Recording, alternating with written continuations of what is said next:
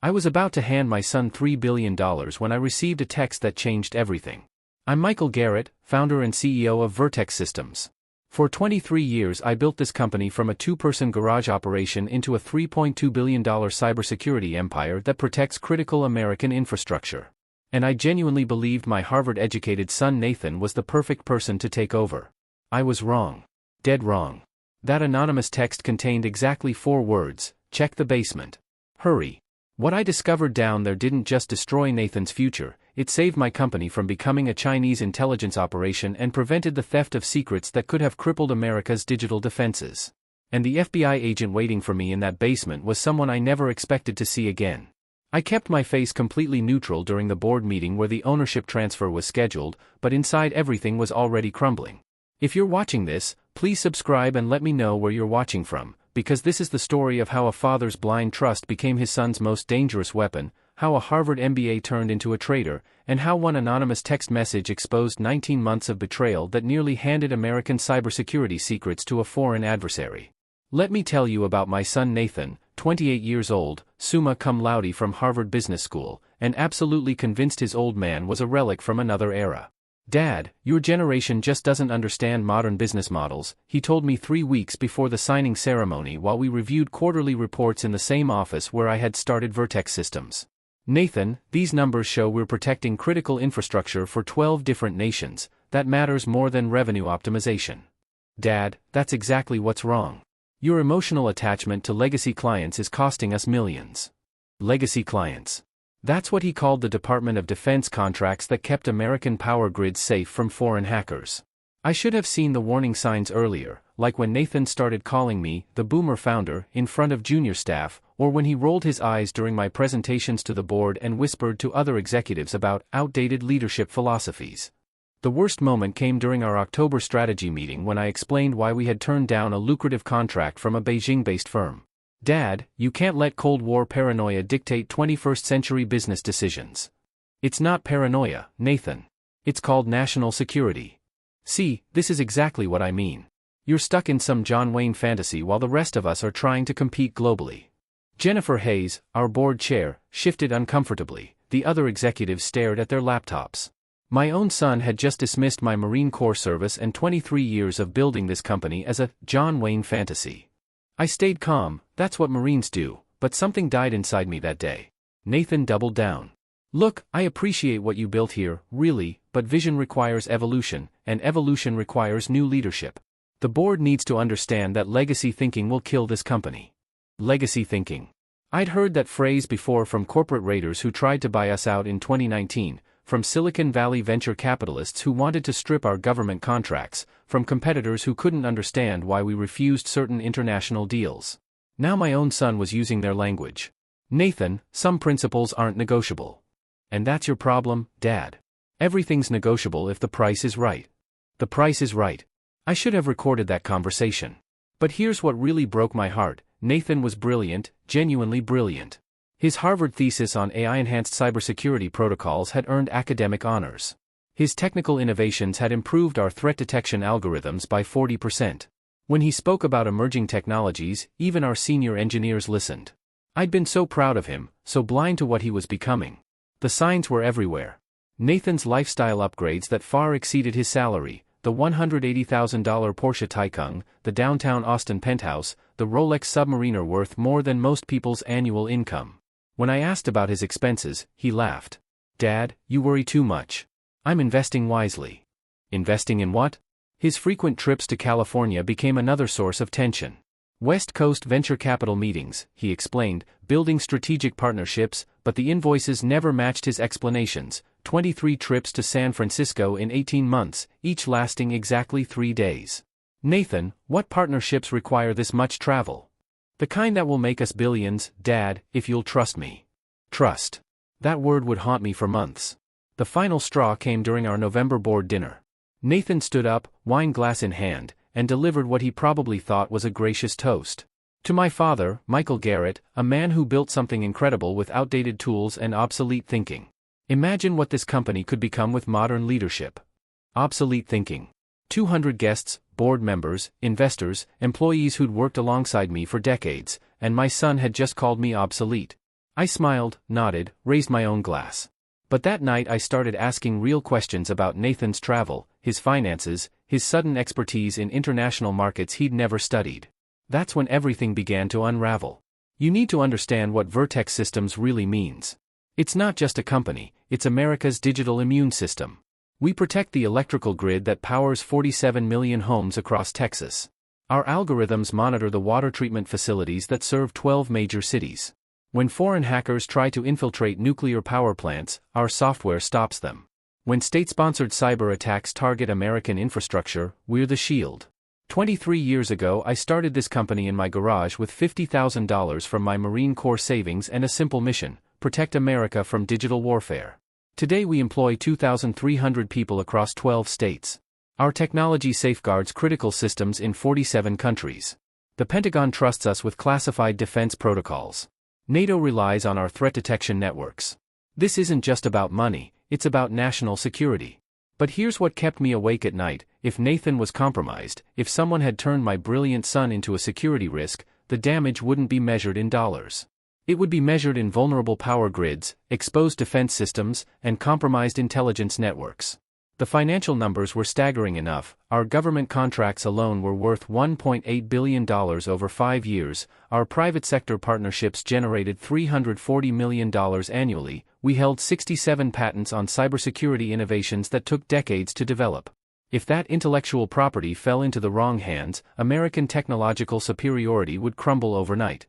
I thought about Sarah Martinez, our head of critical infrastructure protection. She'd been with us for 8 years, ever since graduating from MIT. Sarah's team had prevented 14 major cyber attacks in 2024 alone, attacks that could have shut down hospitals, airports, and financial networks. If our security protocols were compromised, Sarah's work would be meaningless. Then there was Tom Rodriguez, our security chief, former Navy SEAL, father of 3, completely devoted to protecting American interests. Tom had turned down lucrative offers from private military contractors because he believed in our mission. He trusted me to keep this company aligned with American values. If I handed control to a compromised successor, I'd be betraying Tom's loyalty and everything he stood for. The international implications terrified me most. Vertex Systems had sharing agreements with allied intelligence agencies in 14 countries. British MI5 used our malware detection protocols. Israeli cyber defense units relied on our threat analysis algorithms. German infrastructure protection teams integrated our software into their national security networks.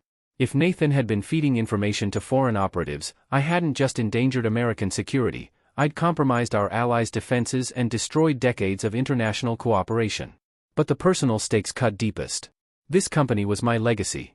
Every late night, every missed family dinner, every sacrifice I'd made for 23 years had been justified by one belief: I was building something meaningful for my son, something that would outlast me, something that would make the world safer. Nathan was supposed to be the guardian of that legacy. Instead, he might be its destroyer. I kept thinking about my father, James Garrett, who'd worked 37 years at Boeing building aircraft for the military. He'd taught me that some things matter more than profit. Michael, he'd say, you can make money anywhere, but you can only serve your country once. Make it count. I'd tried to pass that wisdom to Nathan. I'd brought him to veteran events, introduced him to Medal of Honor recipients, shown him letters from grateful clients whose lives we'd protected. But somewhere along the way I'd failed as a father. Somehow my son had learned to see patriotism as profitable opportunity instead of sacred duty. The human cost scared me most. If Vertex Systems fell apart, if our reputation was destroyed by association with espionage, or if foreign hackers gained access to our systems, 2,300 families would lose their livelihoods. People like Jennifer Martinez, our junior software engineer who just bought her first house, or David Chen, our senior analyst whose daughter was starting college in the fall. These weren't just employees, they were people who'd trusted me to build something stable and ethical. They'd invested their careers in my vision. If I handed the company to someone who'd already betrayed that trust, I'd be destroying their futures along with my own. The irony was crushing. Nathan called me obsolete, but my outdated principles were exactly what made Vertex valuable. Our clients trusted us because they knew we couldn't be bought. Our employees stayed loyal because they knew we prioritized mission over profit. Our government contracts existed because politicians believed we'd never compromise American interests for financial gain. Everything I'd built was founded on earned trust. And I was about to hand it all to someone who'd learned to see trust as weakness. That December morning, sitting in my office at 5:30 a.m., I realized the truth. I wasn't protecting my legacy by giving Nathan control, I was destroying it. But I still didn't know how deep the betrayal ran. That would change in 3 hours. The confrontation started small. December 10th, 10:30 a.m., my office. Nathan, we need to talk about your travel expenses. He was reviewing transition documents, preparing for the signing ceremony just 5 days away. Without looking up, he sighed. Dad, please, not today. 23 trips to San Francisco, each exactly 3 days. That's unusual. It's called business development. I slid a folder across my desk, bank statements, credit card records, flight manifests. I'd spent 2 weeks gathering this information through our corporate accounting department. Business development that costs $47,000 in travel expenses but generates no documented revenue. Now he looked up. His expression shifted from annoyance to something sharper. What exactly are you implying? I'm asking for explanations. Explanations? I'm 28 years old. I have an MBA from Harvard. I don't need to explain my business strategies to, he stopped himself. To your boss. Silence. Nathan's jaw tightened. I'm meeting with venture capital firms about strategic partnerships. Partnerships that will transform this company. Which firms? Dad, which firms, Nathan? Nexus Capital, Quantum Ventures, Pacific Innovation Group. I opened my laptop, pulled up research I'd done the night before. Nexus Capital doesn't exist. I checked. Pacific Innovation Group was dissolved in 2022. Quantum Ventures is registered to a virtual office in Palo Alto. No employees, no investment portfolio. Nathan stood up abruptly. This is exactly what I'm talking about. Your paranoid micromanaging is suffocating this company. I'm not micromanaging. I'm asking basic questions about $47,000 in unexplained travel to meet with firms that don't exist. The silence stretched between us. I could hear Nathan's breathing, shallow, controlled, angry. You want transparency? Fine. I've been meeting with international investment groups. Groups that understand global market opportunities better than Pentagon bureaucrats. International groups? Yes, Dad. International. This might shock you, but America isn't the only country with money to invest. My stomach dropped. What kind of international groups? Sophisticated investors who recognize that cybersecurity is a global market requiring global solutions. Nathan, our government contracts specifically prohibit. Our government contracts are anchors, Dad. They're holding us back from becoming a truly global company. Those contracts are our foundation. They're your foundation built on your obsolete worldview. I kept my voice level, Marine training, stay calm under pressure. What exactly are these international investors offering? Opportunities you're too narrow-minded to understand. Try me. Nathan paced to the window. Austin's skyline reflected in the glass. When he turned back, his expression had hardened into something I'd never seen before. They're offering to buy our AI algorithms, specifically our threat detection protocols. Our classified threat detection protocols. Dad, classification only matters if you believe American interests supersede human progress. The words hit me like a physical blow. My son had just dismissed national security as narrow-minded nationalism. Those protocols protect American infrastructure. They could protect global infrastructure if you weren't so wrapped up in flag-waving sentimentality. Flag-waving sentimentality. Yes, Dad. Your Marine Corps hero complex is preventing this company from reaching its full potential. I stood up slowly, walked to my filing cabinet, pulled out a photograph from 2019, Nathan receiving his Harvard diploma in a Vertex Systems polo shirt, standing next to me, both of us smiling. Do you remember what you told me that day? Nathan glanced at the photo.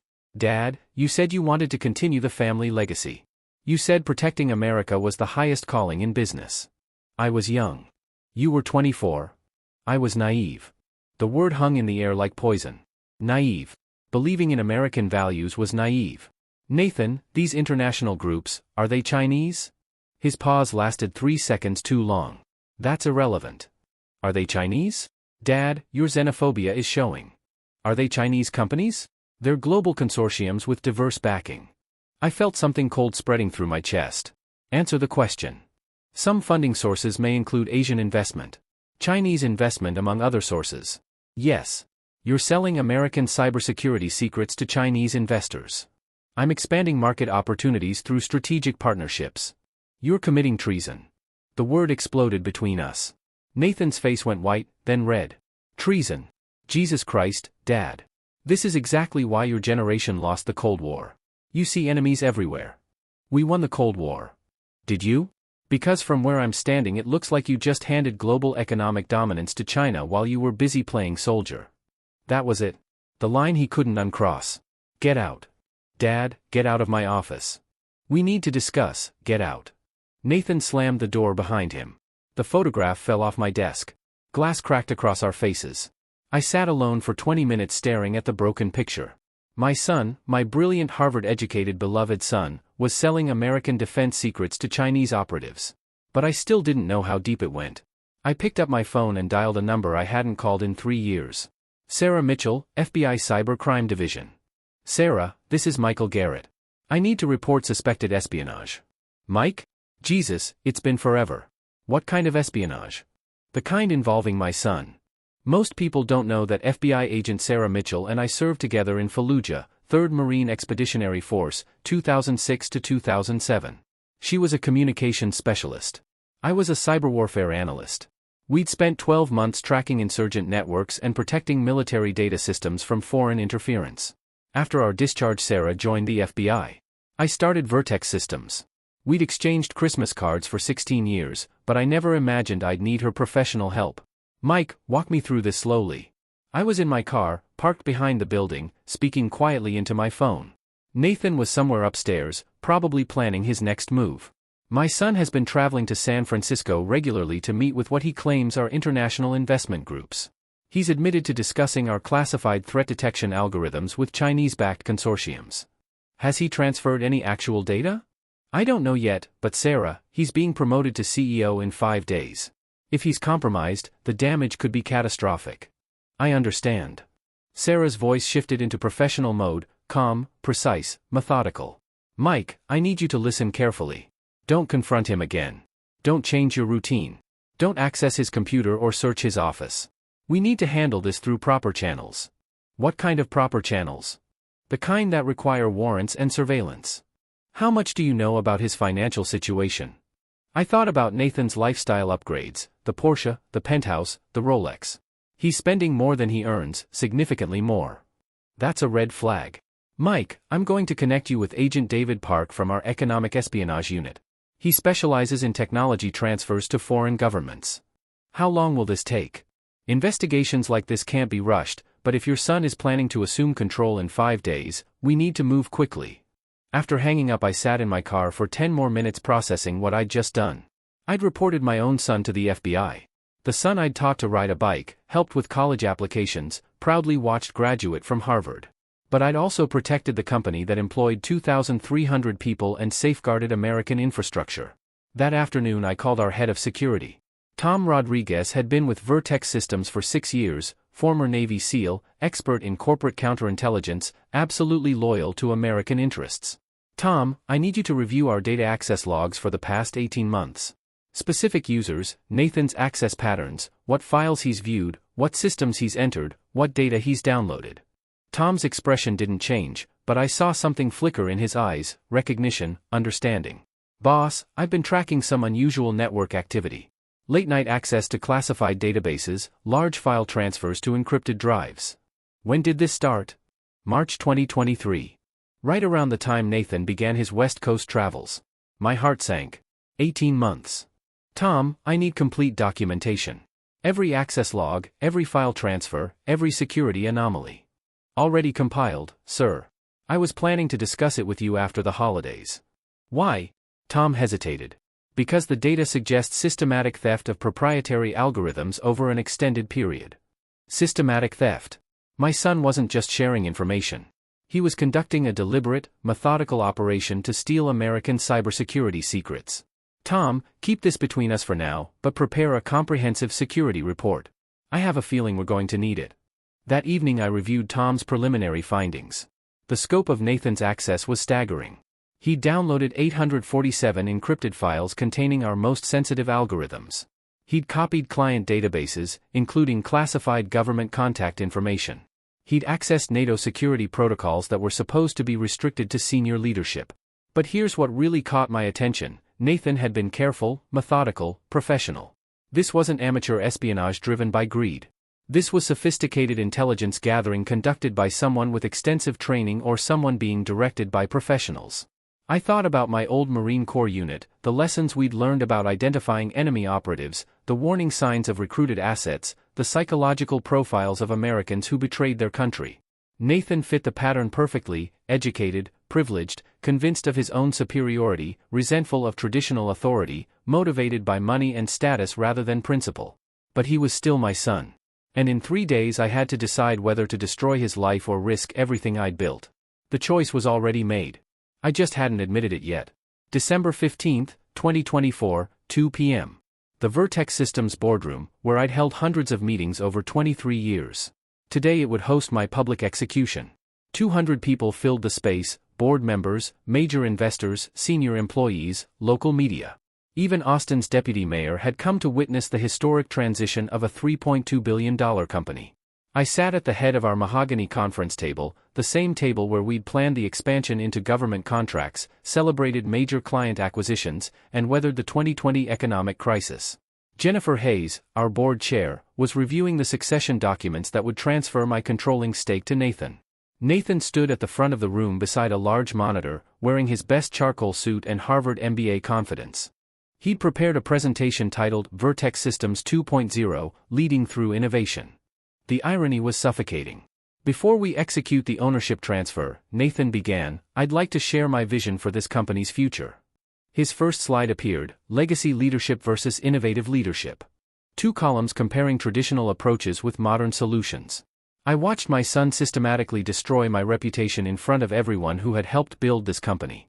For 23 years Vertex Systems has operated under what I'll call fortress mentality: defensive thinking, risk-averse strategies, patriotic limitations that prevent global growth. Patriotic limitations. He'd actually written those words on a PowerPoint slide.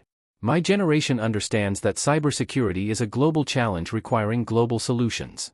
We can't protect American interests by isolating ourselves from international partnerships. Margaret Wilson, our CFO since 2018, shifted uncomfortably. She'd seen our government contract revenues firsthand. Under traditional leadership, this company has maintained what economists call suboptimal market positioning. We've prioritized emotional attachments to legacy clients over revenue maximization. Legacy clients, he meant the Department of Defense. Moving forward, Vertex Systems will embrace strategic partnerships with international technology leaders. We'll modernize our client base to include sophisticated global investors who understand cybersecurity's true potential. I felt every eye in the room gauging my reaction. Some faces showed confusion. Others displayed concern. Tom Rodriguez, sitting near the back, looked ready to intervene. Nathan clicked to his next slide: Generational Leadership Transition. A graph showing declining performance under legacy management versus projected growth under innovation-driven leadership. Ladies and gentlemen, my father built something remarkable using the tools available to his generation: military-style hierarchy, Cold War thinking, America First isolationism. Those approaches served their purpose. Past tense. But today's cybersecurity challenges require leaders who understand global markets, international partnerships, and modern business models. Leaders who can navigate complex relationships with sophisticated investors worldwide. Jennifer Hayes looked directly at me. Her expression asked a clear question: Are you going to respond? I stayed silent. Marines don't interrupt enemy reconnaissance. We gather intelligence. Specifically, I've identified partnership opportunities that could increase this company's valuation by 400% within 18 months. Partnerships with technology leaders in emerging markets who bring fresh perspectives to cybersecurity challenges. Emerging markets. Everyone in this room knew that meant China. Nathan's confidence was building. He was enjoying this. Some of you may share my father's generational suspicions about international collaboration. I understand those concerns, but fear-based decision-making has no place in modern business leadership. Fear-based decision-making, that's what he called protecting American national security. The choice is simple: evolve or become irrelevant. Embrace global opportunities or watch competitors surpass us. Trust modern leadership or cling to obsolete thinking. He clicked to his final slide. Questions. The silence was deafening. 200 people processing what they had just witnessed. My son hadn't just presented a business plan. He delivered a public indictment of everything I represented. David Hoffman, our senior software architect, raised his hand. Nathan, when you mention international partnerships, are you referring to specific companies? I'm referring to strategic opportunities that transcend narrow nationalistic thinking. But specifically, David, I appreciate your question, but strategic planning requires confidentiality until partnerships are formalized. Tom Rodriguez stood up in the back of the room. What about our government contracts? Those relationships took decades to build. Nathan's smile turned condescending. Tom, I understand your attachment to traditional revenue streams, but we can't let sentimental connections prevent growth. Sentimental connections. Our Department of Defense partnerships were sentimental connections. Those contracts represent 60% of our annual revenue, Tom pressed. They represent 60% of our current limitations. We're going to diversify beyond government dependence. Sarah Martinez, our infrastructure protection director, looked stunned. She'd spent 8 years building relationships with Pentagon cybersecurity officials. Nathan, Jennifer Hayes interrupted, perhaps we should review these strategies privately before. Jennifer, with respect, private reviews reflect the old leadership model. Transparency and bold vision require public commitment. He just dismissed our board chair's attempt to save his reputation. Nathan turned back to the full assembly. I want everyone in this room to understand my promise. Under my leadership, Vertex Systems will become a truly global company. We will serve clients worldwide, embrace international partnerships, and maximize shareholder value through sophisticated business relationships. The words hung in the air like a threat. Some of you may find this transition challenging. Change always creates resistance, but I'm confident that once you see the results, you'll appreciate modern leadership principles. He looked directly at me. Any questions for current leadership before we proceed with the ownership transfer? 200 faces turned toward me. Employees who'd trusted my judgment for decades. Board members who'd invested millions based on my vision. Clients who'd relied on my integrity to protect their sensitive information. My son had just called me obsolete, outdated, and irrelevant in front of everyone who'd built this company alongside me. I stood up slowly, pulled my phone from my pocket. Actually, Nathan, I do have something to share. I held up the text message that had arrived 20 minutes earlier. Check the basement. Hurry. This message arrived from an anonymous number during your presentation. Nathan's face went pale. It seems someone wants me to check our basement storage area.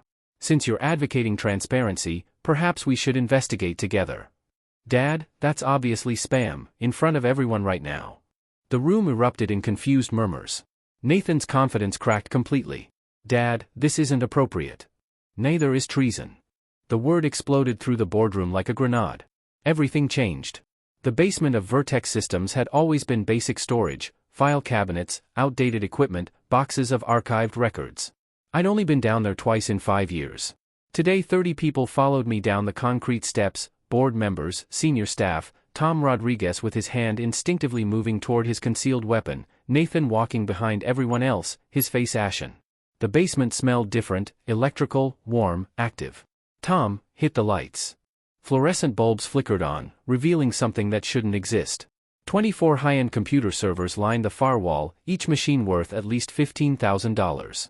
Custom cooling systems hummed quietly.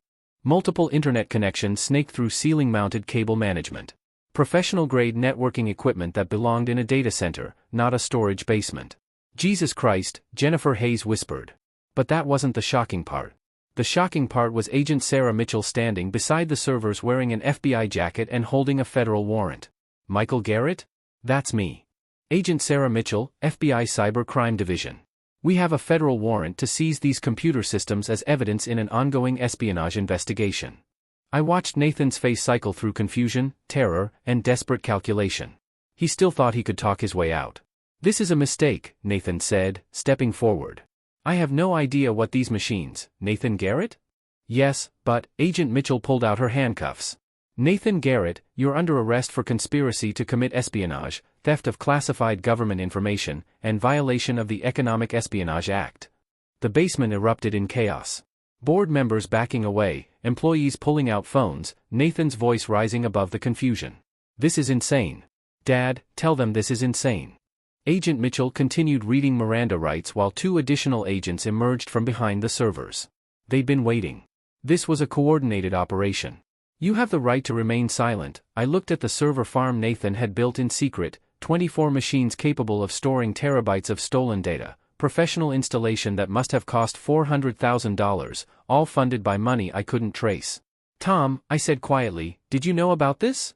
No, sir. Building security cameras don't cover the basement. Of course they didn't. Nathan had planned this perfectly. Agent Mitchell finished the arrest procedure and turned to address the crowd.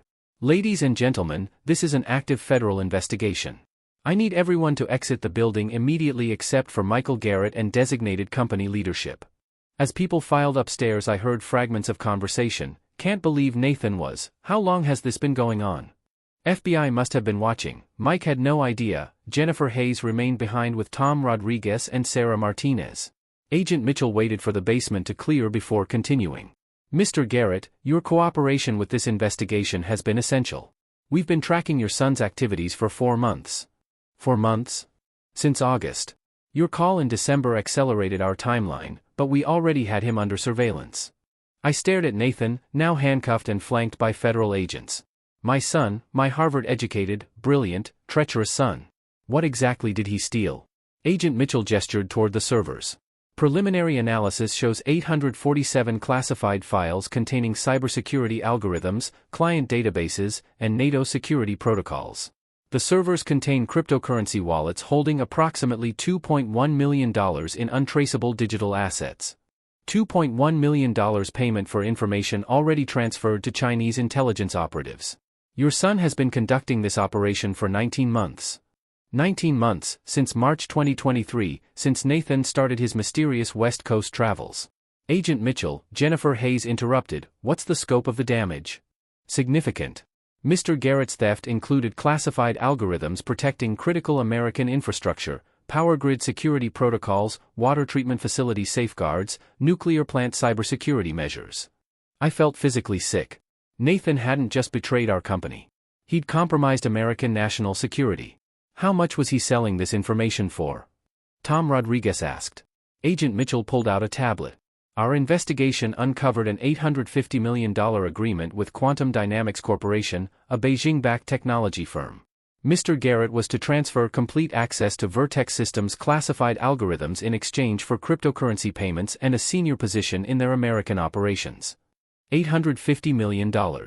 Nathan was selling out his country for $850 million. The transfer was scheduled for today, Agent Mitchell continued, immediately following his assumption of CEO authority.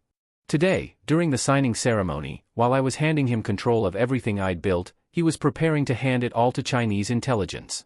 Dad, Nathan spoke for the first time since his arrest, his voice desperate, you don't understand the full situation. I turned to look at him, searching for any trace of the son I'd raised. Explain it to me. These aren't enemies. They're business partners. The Chinese aren't trying to hurt America. They're trying to improve global cybersecurity by stealing classified American algorithms. By sharing technological innovations that could benefit everyone. Nathan, they paid you $2.1 million for stolen government secrets. They invested in collaborative research opportunities. Even in handcuffs, facing federal espionage charges, my son still believed his own justifications. Agent Mitchell intervened. Mr. Garrett, your son provided Chinese operatives with detailed schematics for American power grid protection systems. Those schematics could be used to identify vulnerabilities in critical infrastructure. I stared at Nathan. You gave them blueprints to attack our power grid. I gave them information to improve international cybersecurity cooperation. Nathan, those systems protect 47 million Americans. Dad, you're thinking too small. This technology could protect billions of people. Too small? I was thinking too small by prioritizing American lives. Tom Rodriguez stepped forward. Nathan, I've known you for 6 years. Watched you grow up in this company. How could you do this? Tom, your military background makes this hard to understand, but my military background taught me to protect American citizens from imaginary threats created by defense contractors. The basement fell silent. Nathan had just called American national security an imaginary threat created for profit. Agent Mitchell checked her watch. Mr. Garrett, we need to transport the suspect for processing. Federal marshals are waiting upstairs. As they led Nathan toward the stairs, he turned back to me. Dad, in 5 years you'll understand that I was trying to evolve this company beyond outdated nationalism. Nathan, in 5 years you'll be in federal prison. For what? Improving international cooperation? For treason. The word echoed off the concrete walls. Nathan's face crumbled. For the first time he seemed to understand the magnitude of his actions. Dad, I never meant to hurt America. Then why did you take Chinese money to steal classified information? Because I believed in a better future. Whose future? America's or China's? He couldn't answer. As federal agents escorted my son upstairs, I remained in the basement staring at his secret server farm, 24 machines that could have destroyed American cybersecurity, $400,000 worth of equipment purchased with Chinese intelligence money, 19 months of systematic betrayal hidden beneath my feet. Tom Rodriguez put his hand on my shoulder. Boss, you saved the company. Maybe, but I'd lost my son forever. Agent Mitchell approached with final paperwork. Mr. Garrett, this investigation will continue for several months. We'll need your complete cooperation. You'll have it. One more thing. How did you know to call us? I thought about the anonymous text, about Tom Rodriguez's security instincts, about my own growing suspicions. Sometimes, I said, experience beats education. 2 hours later I stood in the same boardroom where Nathan had called me obsolete. Word of the arrest had spread throughout the building. Employees gathered in clusters whispering about FBI agents, basement servers, and their former future CEO being led away in handcuffs. I called an emergency company meeting. Ladies and gentlemen, I know today has been shocking and confusing. You deserve a complete explanation. The room was packed. Every employee who could break away from their duties had come. Tom Rodriguez stood by the door.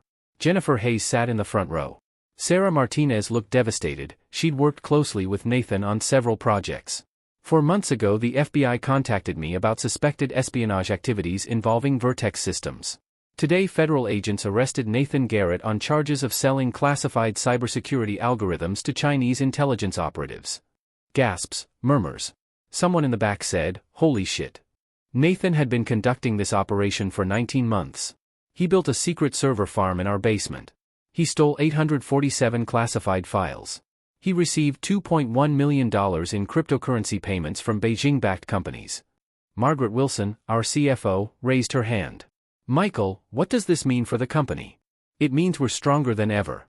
Nathan's betrayal didn't compromise our core operations because our security protocols he consistently criticized, prevented him from accessing our most sensitive systems.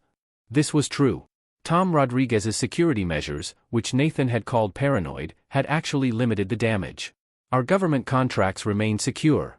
Our client relationships are intact. Our reputation for integrity has been validated, not damaged. David Hoffman, our senior architect, looked confused. But Nathan had CEO-level access, planned CEO access. Actual CEO access required final board approval, which obviously will not happen. I looked around the room. These people had built their careers on the promise that Vertex Systems would protect American interests. They needed to know that promise remained unbroken. I want to be absolutely clear about something. Nathan's actions were individual choices. They don't reflect our company culture, our values, or our commitment to American cybersecurity. Tom Rodriguez stepped forward. Boss, what about the transition? If Nathan isn't becoming CEO, the transition is cancelled. I'm remaining as CEO indefinitely. Relief spread across the room. People who had worked here for decades wouldn't have to learn new leadership philosophies or worry about their jobs being outsourced to international partners. Jennifer Hayes stood up. Michael, the board needs to discuss succession planning, but I want everyone here to know we have complete confidence in current leadership. Sarah Martinez raised her hand. What happens to the projects Nathan was managing? Every project will be reviewed for security vulnerabilities. Any work that involved Nathan will be examined by federal investigators. Some projects may be delayed, but none will be abandoned. This was important. Nathan had been involved in several major developments. We couldn't let his betrayal damage our technological progress. I also want to address the elephant in the room, I continued. Some of you may be wondering how I could miss this. How a father could fail to recognize his son's betrayal. The room went quiet.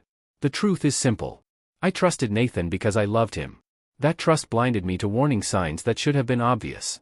But loving your children and protecting your country aren't contradictory obligations. Sometimes they require the same action. Margaret Wilson wiped her eyes.